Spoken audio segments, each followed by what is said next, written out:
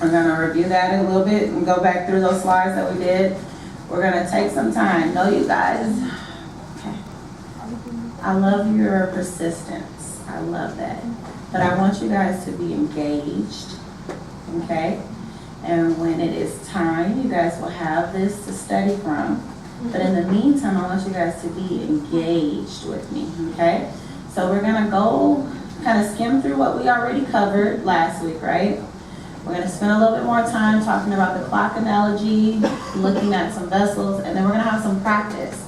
We have, what, 6 TVs up here? I want you guys to go up to these TVs, okay? And we're gonna look, and we're gonna talk, and we're gonna interact, and we're not just gonna sit in our seats for 2 hours listening to Dr. Carter go wah, wah, wah, wah, wah. Because I think that's what y'all feel like y'all hear from me, right? Dr. Carter's talking, so I'm gonna tune her out, and she's gonna be like, wah, wah, wah, wah, wah, wah, wah, wah, wah, right? Is that what y'all feel like that's here? When y'all hear me talk? Somebody is at least interacting with me. Okay. So I don't want that to be, I want us to have fun today, and I want us to at least get on this anatomy because you guys need to be prepared for Dr. Green. You guys start getting ready to see him between this week and next week, right? I can't remember if it's this week or next week that you guys see him. But anyways, I want you guys to be very prepared for Dr. Green. And so we're going to talk about the radiographic anatomy so that when he starts throwing up those material for you guys can be full aware of what it looks like. And then you're going to enhance it, right? Because he's going to start showing you guys some echo stuff. And I'll try to throw in some echo images for you guys as well when we talk about some of these diseases as we're working on them. All right, so let's take a recap. So we remember looking at what the normal thorax, you should be able to see, of course, the heart. Looks like this big blob structure. So you can put your fist on your chest. Okay. You should be able to see the aorta, the cauda vena cava, your lobar vessels. Sometimes you'll hear people talk about pulmonary vessels. Okay, they might see cranial lobar vessels or cranial pulmonary vessels, but lobar vessels essentially are what they are. And they're usually teamed up with a bronchus. So remember, how does it go from on a VD? From from lateral to medial? Okay. Say it out loud with your chest. Artery bronchus vein. On the lateral, from dorsal to ventral? All right. On the VD, from medial to lateral? What? Vein, bronchus, artery. All right, let's wake up this morning. Vein, bronchus, artery, okay? So don't be alarmed if somebody asks you a variation of that question, okay? All right, we talked about the aged cat and them having this kind of prominent aortic arch. Oh, this has my graphics that are slow on this computer.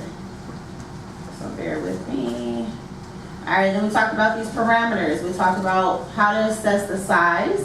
One is quicker, that you can do in a matter of seconds when you first see the image. And then another one takes a little bit more time, and that's a vertebral heart score. Okay?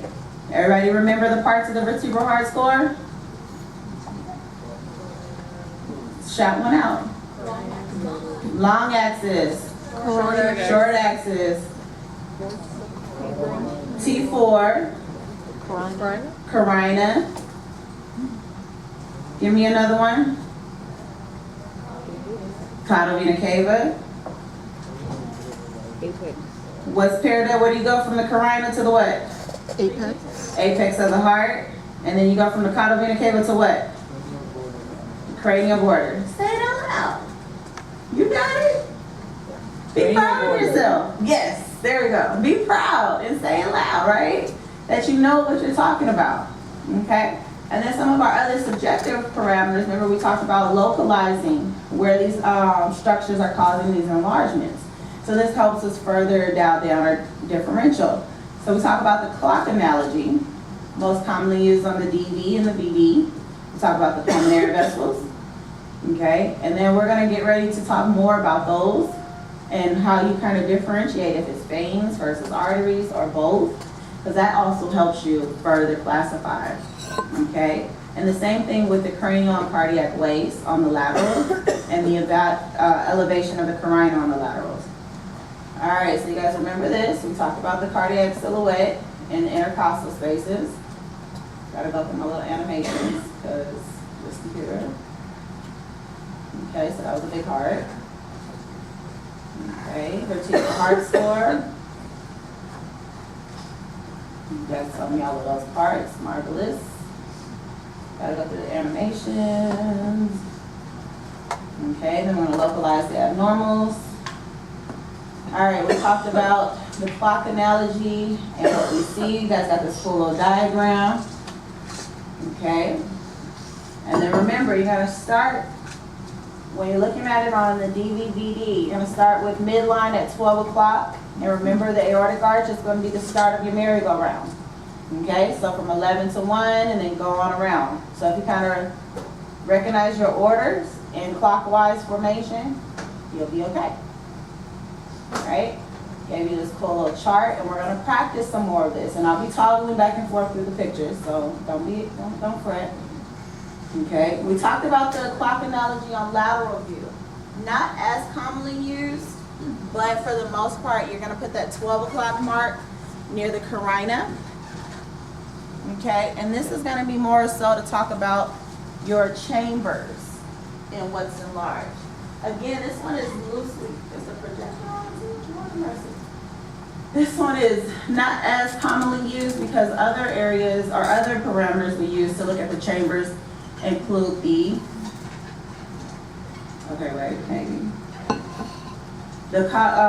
waistlines. But before we get there, let's talk about the size of pulmonary vessels. Okay, so when we look at the lateral view, we're going to assess the cranial pulmonary vessels. All right. So why don't we look at the ones in the back, in the caudal area? Well, there's a lot going on back there. A lot of superimposition of those caudal lobar vessels that don't allow us to get a good appreciation. We have less superimposition on the cranial ones, right? And we can see them clear, a little clearer than we would in the caudal area. All right, you guys take a look with me.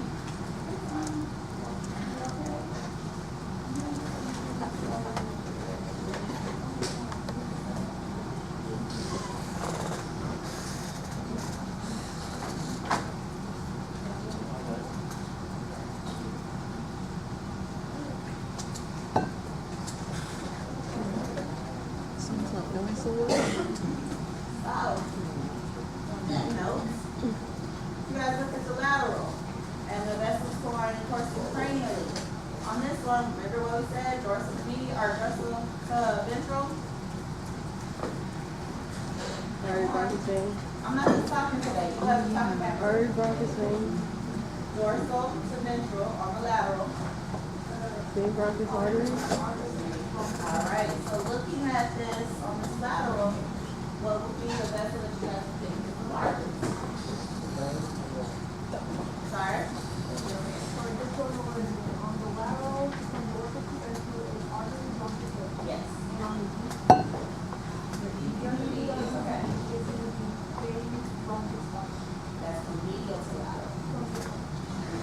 So from lateral to medial on the VDVD, we're going to go artery bronchial vein. Okay?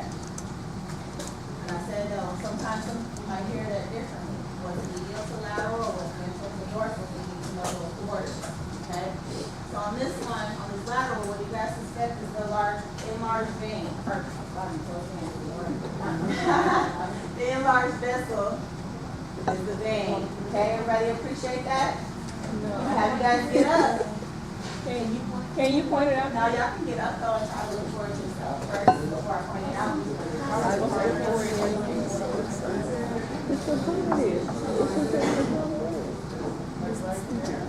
Remember, we're not looking at the caudal, we're looking at the cranial. Alright? So everybody look at the cranial lobar vessel. Just take a moment to get up, look at it for yourself. And then I'll point it out for everyone. But today we're not just sitting down. We're not just having Dr. Carter talk. You guys are going to talk too. So while you guys are up there, look at that ventral dorsal. Okay? Look and see which vessel is enlarged on the column lobar vessel. And you guys are gonna tell what you think that is.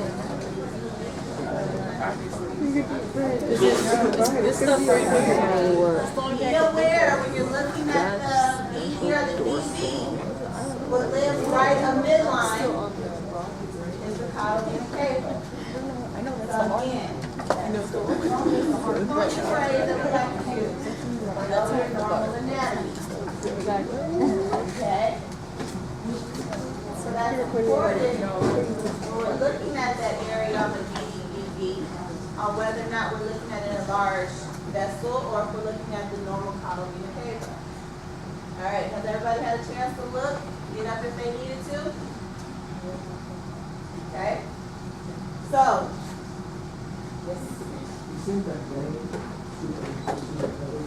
absolutely, that's why it is important to know that, right? So we do see that venous enlargement a lot of times when the BD left compared to the left side. And if there is a significant enlargement, you'll see kind of where the superficial margins are. Yes, sir? Oh, he made a statement of the pulmonary vein on the right side is superficial. So that's why I made that point to say it's good to know your normal anatomy. Yeah, you had a question? Okay. All right, so let's go point these out. So Dr. Carter, how are you telling me these are big? So these are a couple of rule of thumbs that we use. Again, a lot of this is just repetitive things that they've seen, a common thread in. Vessels should be equal in size and compared to the proximal width of the third or fourth rib on lateral. Okay, so we're looking at this area here in comparison to this area here. So let me see if I can draw on this now. And let me see if I have my animation. Okay, so you guys see where I have it circled? Now let's see if I can draw on this. Okay. Nope, it's not letting me draw. Change color.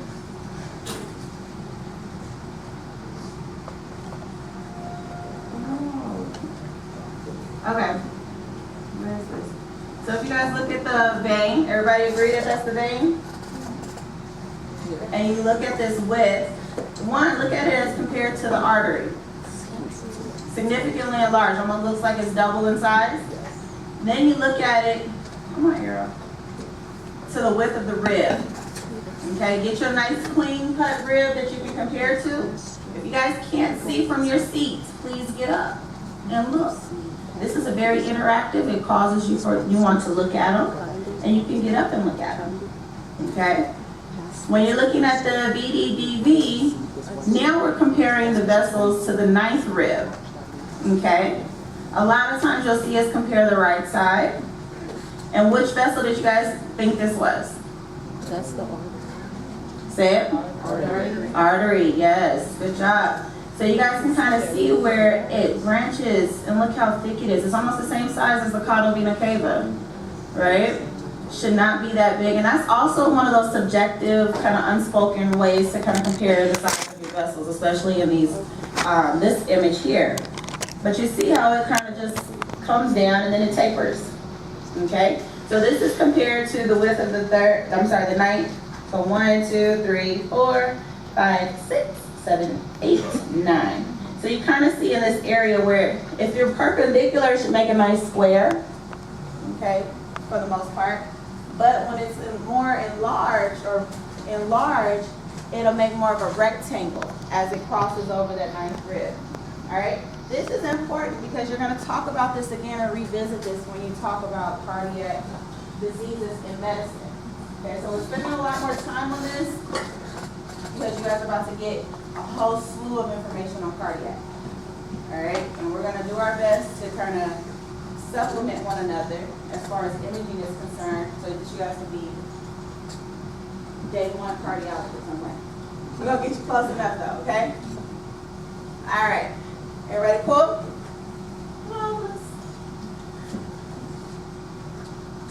All right, right, so what are we talking about when we're talking about small vessels versus big vessels?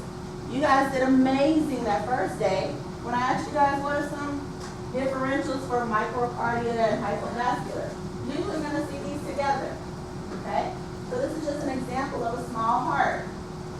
First, let's count the intercostal spaces. So this one's kind of superimposed on this rib. Maybe if you want to go from this rib to this rib. You got 1 and barely makes 2. What's our normals?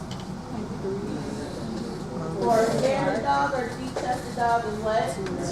2.5 is that. If it's a brachycephalic dog, it's 3 to 3.5. Okay? Remember those differences. If it's a cat, where are we hanging out? 2. Everybody got that? Alright. So while you guys are looking at this, you may have to come up closer. But what you're seeing is very thready vessels. Okay? You can make out those cranial vessels, but look how tiny and small they get before you get to the periphery. Alright? So that's when you hear somebody say, like thready vessels, it's hypovascular. You're not seeing a whole lot of vessels within that nose filter. Alright? So you guys gave me pretty much all of these. You guys remember that? You guys give yourself a pat on the back. Y'all did good before y'all even had it in medicine. Y'all did good before I even showed you this slide. So when you think of hypovascular or microcardia, we're talking about some volume loss. That could be blood loss due to trauma or due to some type of internal bleed. So say you had a dog that had a splenic mass that started hemorrhaging. Okay? You might have this case. Addison's. That one we're going to put a star by, okay? Because how is it that Addison's works? We're going to talk about that a little bit more later, okay? But Addison's has some component to providing you with this image if you were to ever take chest films on an Addisonian dog. Dehydration, of course, volume loss. So you might see this in a case of chronic diarrhea, chronic vomiting, or a dog that's just simply dehydrated, right? They haven't been drinking too much. Pulmonic stenosis, right to left shunting lead. Alright, so now we're starting to get into these cardiac conditions, cardiovascular conditions. Okay? And so see, these are some of those characteristic finds as you start listing these. So remember I said start getting your notes together. Right? We're going to start noting them based off of their localization of which part of the heart is enlarged. We're going to start localizing them based on which vessels are enlarged or not enlarged. And so this kind of helps you take these off your differentials because you're going to expect to see a hypovascular lung field with these conditions. Okay. Then we start getting into the meat of everything. So hypo is pretty easy. You see a hypovascular lung field, you only got so many differentials to start choosing from. Then you start getting into the hypervascular. Oh my goodness. We're going to break this down on, is this a small dog, big dog, a young dog, old dog, middle-aged dog, right? So then that's going to help us differentiate things. But we're going to start by looking at the hypervascular, or the vessel side of it. So we've gone through, we've determined that this heart is big, right? Everybody agree? So just simply looking at your intercostal spaces, what would you guys give this dog?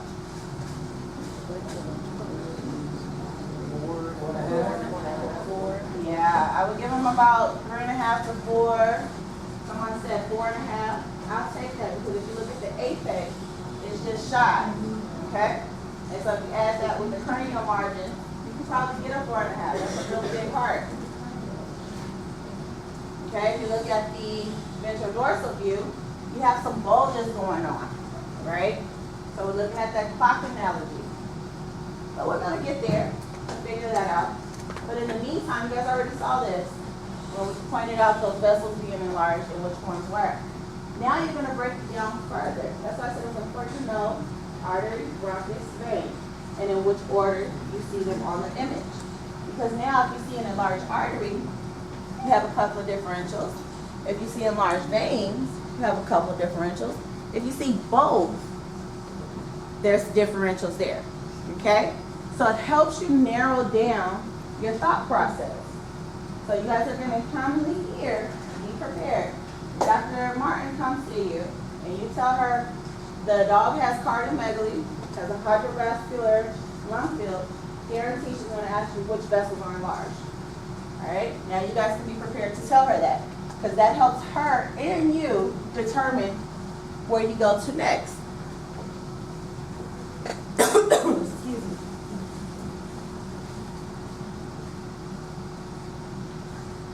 Okay, so then we talked about the cardiac waves. This is also now going to supplement your differential list. So I'm giving you all of these things because it helps, right? It lets us know what we're looking at potentially and how we're going to further develop our treatment plan from this point. So as you notice, you're learning a lot of information just simply off of taking 2 films. A lateral and a VD or DV, whichever one you're comfortable with. But what did I say is preferred? DV is preferred for the cardiovascular system. Everybody understands why? Okay, so if the dog is in DV position, that means it's laying on the table how? What's closest to the table? The sternum. So now you have the dog kind of closest to its normal position. So if we were to take that image and then in the standing position, we're going to have that heart fall into place like it normally would. So we want to see things represented in its normal position, quote unquote. Okay? So that's why we put them in sternal position, sternal recumbency, so that we can kind of get the heart falling into place like it normally would. Okay? So when we talk about the waistline, right? Everything we want a little indent and nice little curve. When we lose that, either cranial and or caudal, we start to kind of pick up